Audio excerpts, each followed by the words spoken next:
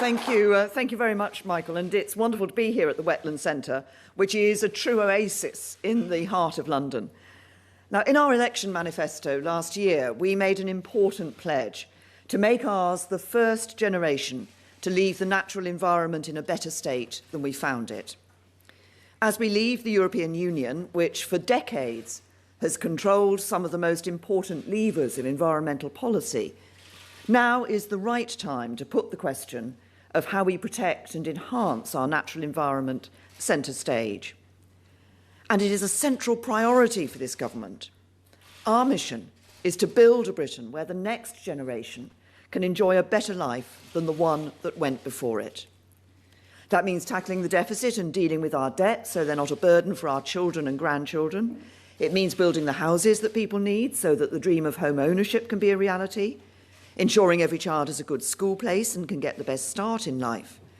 And it also means protecting and enhancing our natural environment for the next generation, so they have a healthy and beautiful country in which to build their lives.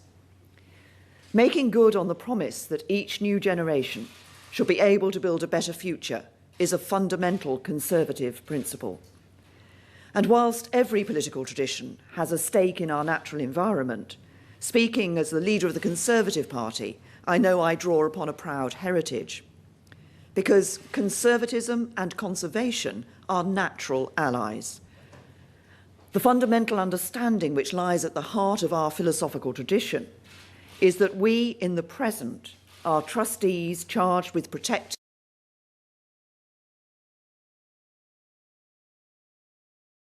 and it is our responsibility to pass on that inheritance to the next generation.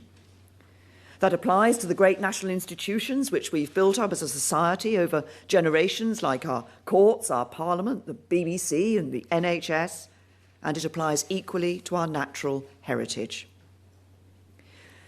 Britain has always been a world leader in understanding and protecting the natural world.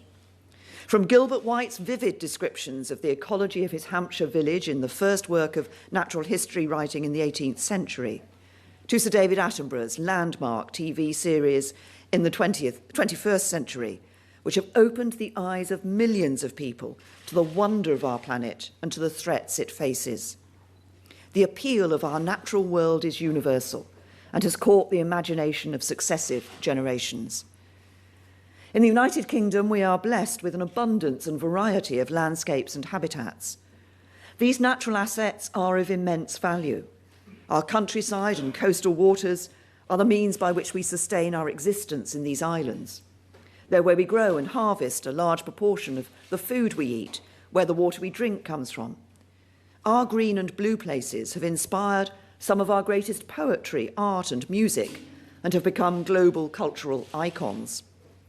Shakespeare's Forest of Arden has been recreated on stages across the globe. Beatrix Potter's stories and William Wordsworth's poetic descriptions of the calm that nature breathes among the hills has made the Lake District world-renowned. The Suffolk landscapes of John Constable and the beautiful depictions of the River Thames in my own constituency by Sir Stanley Spencer are iconic. People from every continent are drawn to our shores to enjoy these beautiful landscapes, supporting hundreds of thousands of jobs in tourism. Industries which directly draw on our environment, from agriculture and forestry to aquaculture and fishing, support hundreds of thousands of jobs and contribute billions to our economy. The natural environment is around us wherever we are, and getting closer to it is good for our physical and mental health and our emotional and spiritual well-being.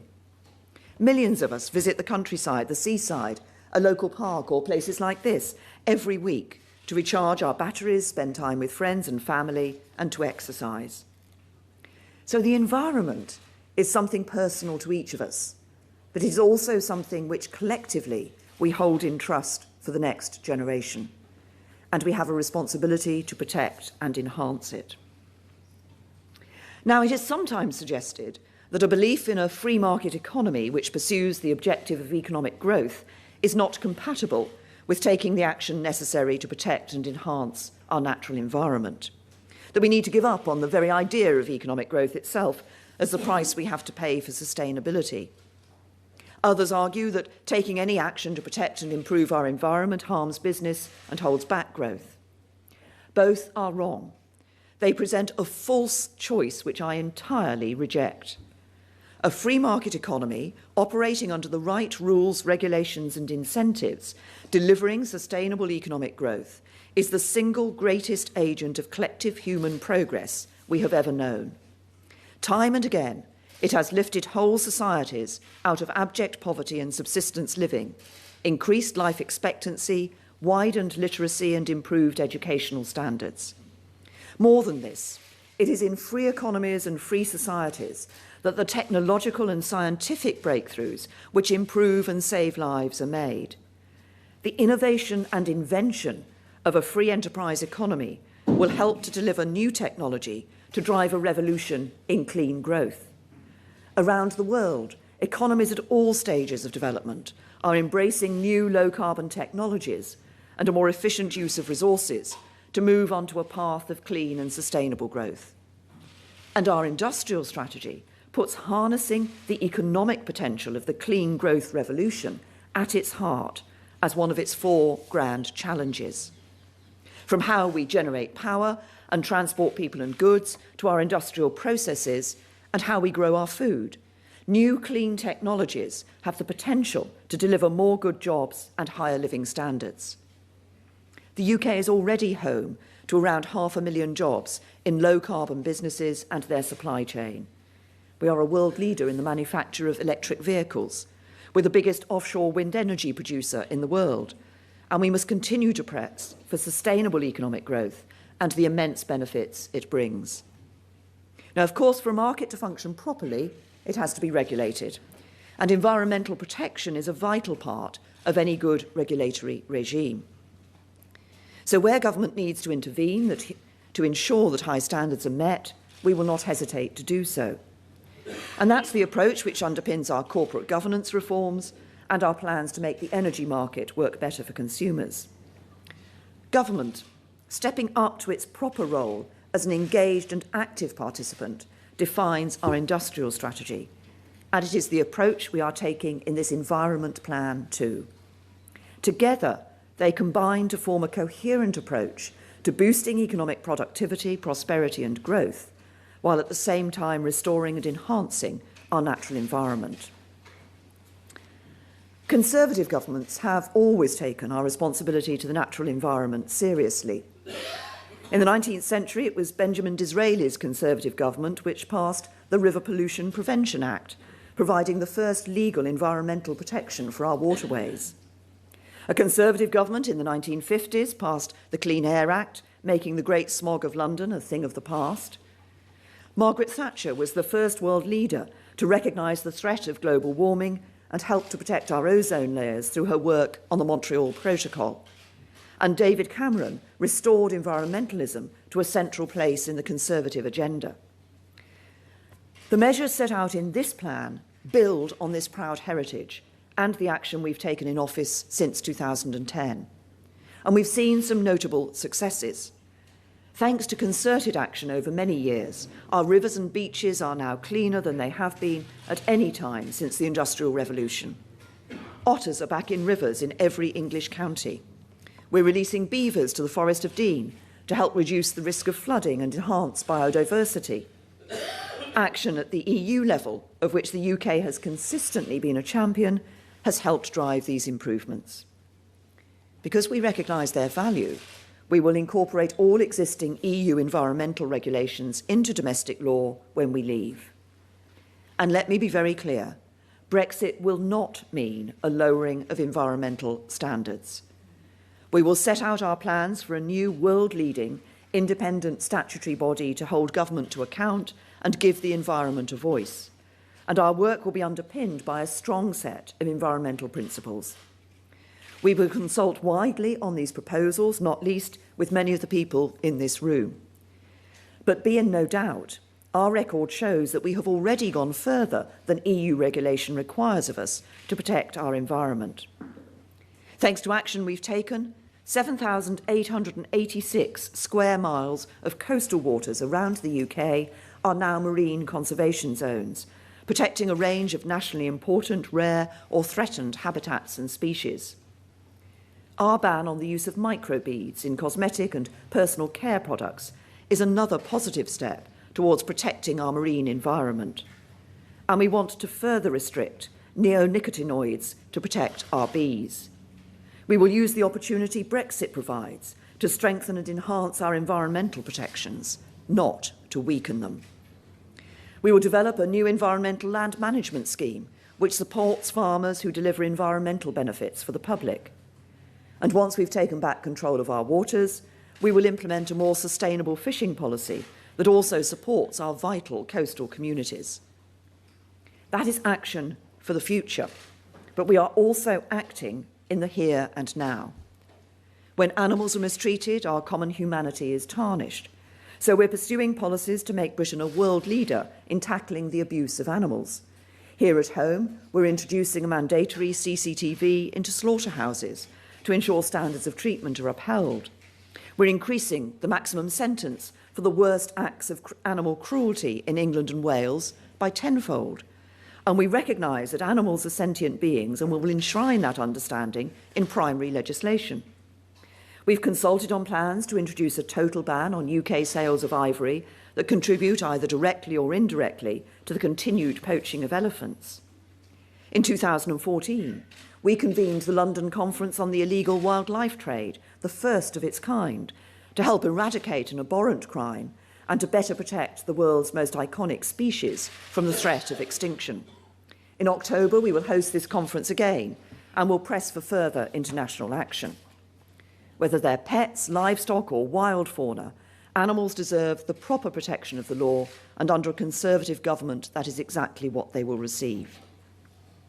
So I'm proud of the progress that we've made, but recognise that the challenges we face remain acute. In England, changes in patterns of land use have seen habitats lost and species threatened. Since 1970, there's been a significant decline in the numbers of woodland and farmland birds. Pollinating insects have declined by 13% since 1980. And while the water in our rivers and beaches are cleaner than ever before, around the world, 8 million tonnes of plastic makes its way into the oceans each year. The problem was vividly highlighted in the BBC's recent Blue Planet 2 series, which was public service broadcasting at its finest. And I also pay tribute to the Daily Mail for its tireless campaigning on this issue.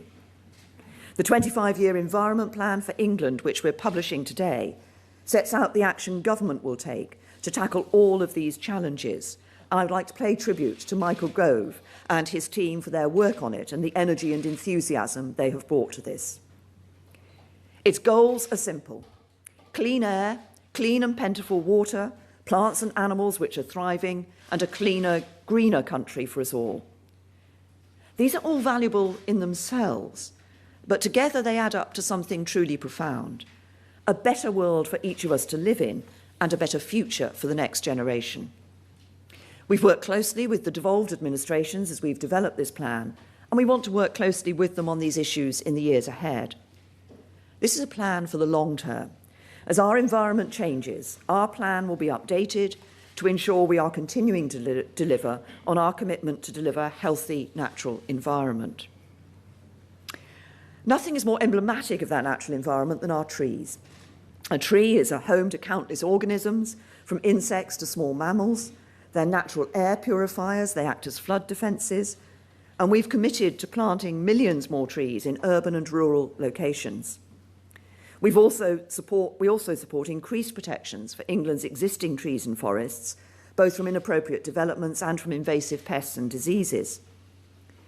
To make more land available for the homes our country needs, while at the same time creating new habitats for wildlife, we will embed the principle of net environmental gain for development, including housing and infrastructure. And as we pursue our northern powerhouse, connecting the great cities of the north of England to promote their economic growth, we will also create a new northern forest.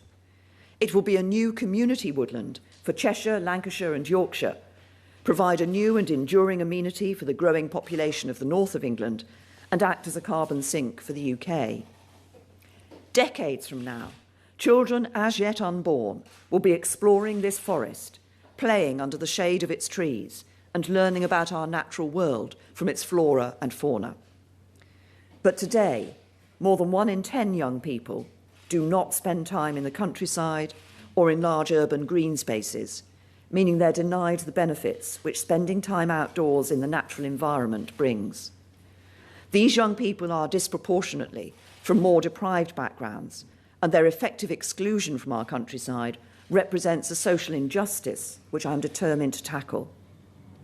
The National Park authorities already engage directly with over 60,000 young people a year in school visits, and they will now double this figure to ensure that even more young people can learn about our most precious environments. I've seen for myself this morning the excitement and enthusiasm of children here learning about these wetlands and the birds that inhabit them. And to help more children lead happy and healthy lives, we will launch a new nature-friendly schools programme. Targeting schools in disadvantaged areas first, it will create improved school grounds which allow young people to learn about the natural world. It doesn't have to be big, difficult, or expensive.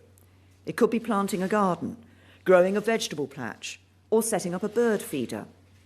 Whatever form it takes, it will be putting nature into the lives of young people, because everyone deserves to experience it firsthand.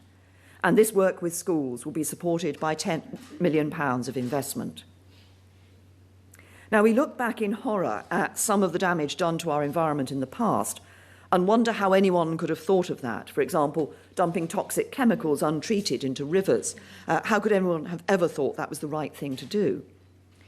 In years to come, I think people will be shocked at how today we allow so much plastic to be produced needlessly. In the UK alone, the amount of single-use plastic wasted every year would fill 1,000 Royal Albert Halls. This plastic is ingested by dozens of species of marine animals and over 100 species of seabirds, causing immense suffering to individual creatures and degrading vital habitats. 1 million birds and over 100,000 other sea mammals and turtles die every year from eating and getting tangled in plastic waste. This truly is one of the great environmental scourges of our time. Today, I can confirm that the UK will demonstrate global leadership. We must reduce the demand for plastic, reduce the number of plastics in circulation, and improve our recycling rates. So we will take action at every stage of the production and consumption of plastic. As it is produced, we will encourage manufacturers to take responsibility for the impacts of their products and rationalise the number of different types of plastic they use. As it is consumed, we will drive down the amount of plastic in circulation through reducing demand. Government will lead the way by removing all consumer single-use plastic in central government offices, and I want to see other large organisations commit to doing the same. Supermarkets also need to do much more to cut down on unnecessary plastic packaging, so we will work with them to explore introducing plastic-free aisles where all the food is sold loose. And we will make it easier for people to recycle their plastics, so less of it ends up in landfills or in our waterways. But I want us to go a step further. We've seen a powerful example over the last couple of years of the difference which a relatively simple policy can make for our environment. In 2015, we started asking shoppers to pay a 5p charge for using a plastic bag. As a direct consequence, we have used 9 billion fewer of them since the charge was introduced. This means the marine life around the shores of the UK is safer, our local communities are cleaner, and fewer plastic bags are ending up in landfill sites. And this success should inspire us. It shows the difference we can make, and it demonstrates that the public is willing to play its part to protect our environment. So to help achieve our goal of eliminating all avoidable plastic waste, we will extend the 5p plastic bag charge to all retailers to further reduce usage. And next month, we will launch a call for evidence on taxes or charges on single-use plastics. We will also use the UK's international influence to drive positive change around the world. When we host the Commonwealth Heads of Government meeting in April, we will put the sustainable development of our oceans firmly on the agenda. We will work with our partners to create a Commonwealth Blue Charter and push for strong action to reduce plastic waste in the oceans. And we will direct our development spending to help developing nations reduce plastic waste, increase our own marine protected areas at home, and establish new blue belt protections in our overseas territories. So I want the Britain of the future to be a truly global Britain, which is a force for good in the world, steadfast in upholding our values, not least our fierce commitment to protecting the natural environment. And you can see that commitment in our work on climate change. Since 2012, the carbon intensity of UK electricity has fallen by more than twice that of any other major economy. In 2016, the UK succeeded in decarbonising at a faster rate than any other G20 country. And last April, the UK had its first full day without any coal-fired electricity since the 1880s. We are supporting the world's poorest as they face up to the effects of rising seawaters and the extreme weather events associated with climate change. Last month, I attended the One Planet Summit in Paris, where I announced new support for countries in the Caribbean, Asia and Africa to help them build resilience against natural disasters and climate extremes. We will continue to lead the world in delivering on our commitments to the planet, from fulfilling the environmental aspects of the UN Sustainable Development Goals to complying with the Paris Climate Agreement. Our clean growth strategy set out our commitment to phase out unabated coal-fired electricity by 2025, and through the Power Past Coal Alliance, which the UK established with Canada, we are encouraging other countries to do the same. 26 nations have already joined the alliance, and I will carry on pressing others to join too. We can be proud of our success in facing up to the reality of climate change. But as the plan we're publishing today demonstrates, we're not complacent about the action needed to sustain that success in the future. And we're not complacent about the action we need to take here in the UK to improve the quality of the air in our towns and cities. Since 2010, air quality has improved and will continue to improve as the result of the action we're taking, but I know there's more to do. That's why we've committed £3.5 billion to support measures to improve air quality. We're investing in electric vehicle infrastructure and new charging technologies, supporting the rollout of low-carbon buses and expanding cycling and walking infrastructure. In July, we published our plan to tackle traffic pollution, and we will end the sale of new conventional petrol and diesel cars by 2040. In the last budget, we announced a £220 million Clean Air Fund, paid for by tax changes to company car tax and vehicle excise duty on new diesel cars. This year, we will set out how government will support the transition to almost all cars and vans being zero-emission vehicles by 2050. And the UK will host an international zero-emission vehicle summit, driving innovation towards cleaner transport. And I'm determined that we will do what it takes to ensure our air is clean and safe for the future. The new year is a time to look ahead. The UK is making good progress in our discussions on EU withdrawal, and I'm determined that we will keep up that progress in 2018. We're pursuing a modern industrial strategy, which will help promote sustainable growth in our economy and deliver greater prosperity across the country. We're improving standards in schools, investing in our National Health Service and helping more people to own their own homes. And in our comprehensive 25-year environment plan, we're setting out how we will protect and renew our natural inheritance for the next generation, how we will make our air and water cleaner and our natural habitats more diverse and healthy, how we will create a better world for ourselves and our children. It's a national plan of action with international ambitions. But what it really speaks to is something much more personal for each of us as human beings. That is the impulse to care for and nurture our own surroundings, to protect what is vulnerable and precious, to safeguard and improve on our inheritance so we can pass on something of value and significance to those who come after us. It's what Roger Scruton has described as the goal towards which serious environmentalism and serious conservatism both point, namely home, the place where we are and that we share, the place that defines us, that we hold in trust for our descendants and that we don't want to spoil.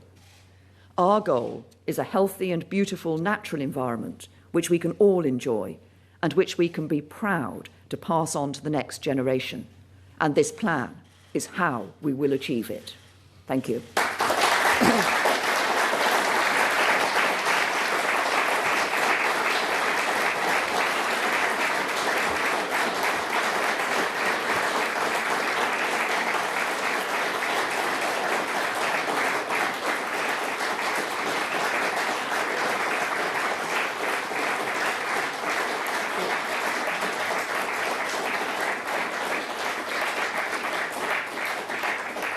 Now, I will take a number of questions from the media. I saw Laura's hand go up immediately.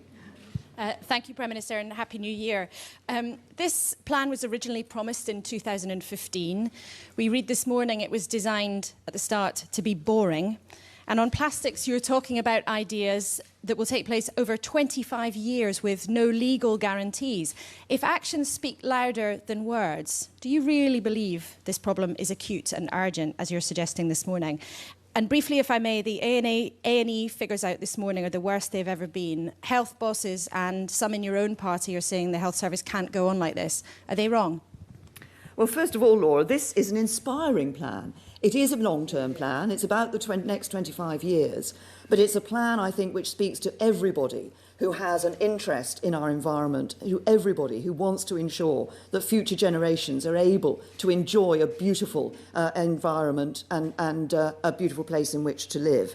And that's what this plan is about. And you say, what about the here and now? Well, I've given you a couple of examples in the speech of the here and now. We've legislated on microbeads. That is now coming into action. And that's a very important step that we've taken. But just look at what's happened since 2015, as I said, on plastic bags. 9 billion fewer plastic bags being used as a result of that simple measure to introduce that 5p charge. So I've said I think we can go further, and that's what we will be doing. So what this 25-year plan does is it sets out actions that we'll be taking here and now, but also sets a trajectory for the future. But it is about inspiring a new generation and ensuring there's a better future and a better countryside and a better environment here for that new generation. On the National Health Service, as we know, every year in winter, the National Health Service comes under additional pressure. And we've seen the extra pressures that the NHS has come under this year. One of the issues which determines the extent of that pressure, of course, is flu. And we have seen in recent days an increase in the number of people presenting at accident and emergency from flu. And the NHS today has launched their national flu campaign. And I would encourage people to act on the advice that the NHS is giving, and also encourage NHS staff who haven't had the flu vaccine yet to have that vaccine. We have put more funding into the NHS for these winter pressures. We're putting more funding into the NHS overall. But in terms of these winter pressures that we see the NHS under, there have been a number of measures that we've taken that have helped. For example, for the first time ever, urgent GP appointments being available throughout the Christmas period. That was a decision taken to improve the service for people, but also to ensure that the NHS had that better capacity to deal with these winter pressures. Faisal. Thanks, Prime Minister. Faisal from Sky News. Why does the bulk of the immediate changes in this plan refer to changes to consumer behaviour, incentivising that, rather than compelling changes for producers and manufacturers? And on the issue of Brexit, the Mayor of London has issued an impact study saying that there'll be a 3% hit to GDP. Do you agree or disagree with that? And why haven't you produced your own impact assessments?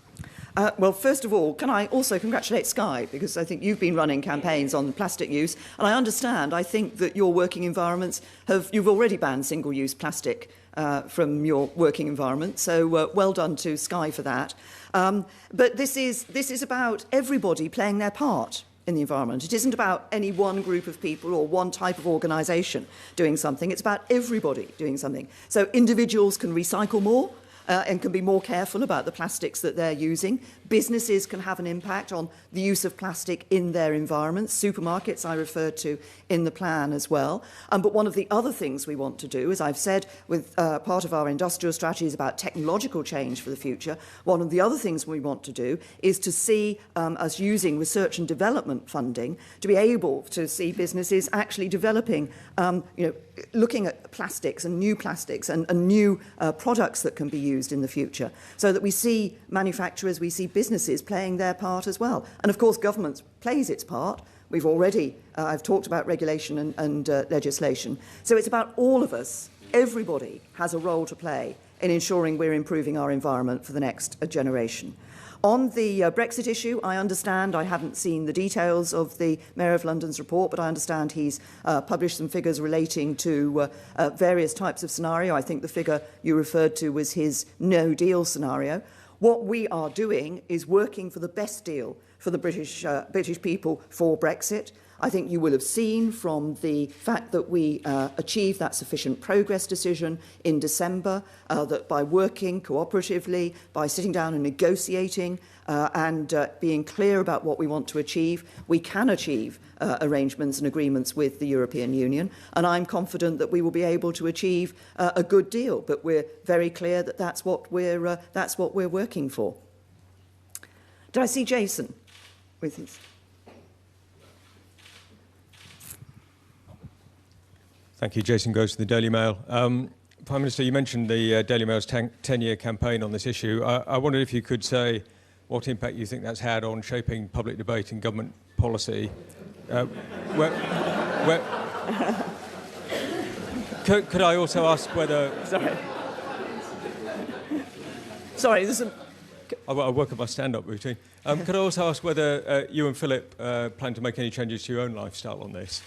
And finally, drifting off topic, can I ask what you make of the House of Lords voting last night to muzzle the press, and whether your manifesto commitments on this issue still stand? Yeah. Well, first of all, on the first point you made, Jason, yes, I did obviously congratulate the Daily Mail. I think the Daily Mail has done a good job in actually alerting the public to this issue. Other things have alerted the public. I think the Blue Planet series has led people to suddenly realise what the impact of plastics in our oceans is about. But I think what the Daily Mail has done is shown to members of the public that this is an important issue that they should take account of. And I noted today, I think you were showing people the various uses of plastics that couldn't be recycled and what people might do in order to change their behaviour. You asked about what I and Philip will be doing. We try to recycle as much as possible. Interestingly, I was having discussion with officials before I came into this room about various types of plastic that can and cannot be recycled. And so we will certainly be making sure that we are recycling as much as possible. I'm proud of the fact that we have put a barn owl box, bird boxes and bat boxes up in our garden. So we're trying to do our little bit there as well. And as you know, we love walking in the countryside, although you might not want me to suggest to the journalists here that I'm about to go walking in Wales. I'm not, don't worry. On the issue of the House of Lords vote, look, I think that the impact of this vote would undermine high-quality journalism and a free press. I think it would particularly have a negative impact on local newspapers, which are an important underpinning of our democracy. And I believe passionately in a free press. We want to have a free press that is able to hold politicians and others to account. And we will certainly be looking to overturn this vote in the House of Commons.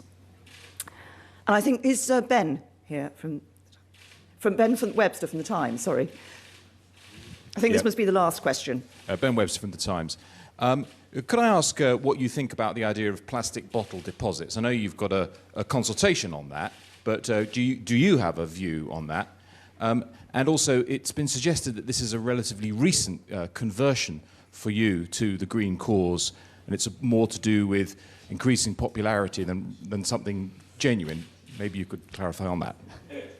No, well, I've just talked about some of the things I actually do in my own life to try to contribute to the future of our environment. And indeed, this is an issue that I had looked at previously. I've been a Shadow Environment Secretary as well, so this is not something that is new to me. On the issue of plastic bottle deposits, I mean, the point is what we're looking at is what actually is the best way. Is it about encouraging people to recycle more, or is it to reuse through that plastic, that deposit? So we want to look at the evidence, basically, of what works. Now, I'm old enough to remember the days when, in my youth, Corona bottles had, you always took it back. Now, that was glass, not plastic, but you took it back and you got your, I think it was sixpence at the time, which just shows how old those of you like me who are nodding sagely in the audience are. This is not the first time a scheme such as that has been used here. Obviously, it's used elsewhere. But I think the important question is, let's look at the evidence. Let's see what is going to have the greatest impact. Thank you.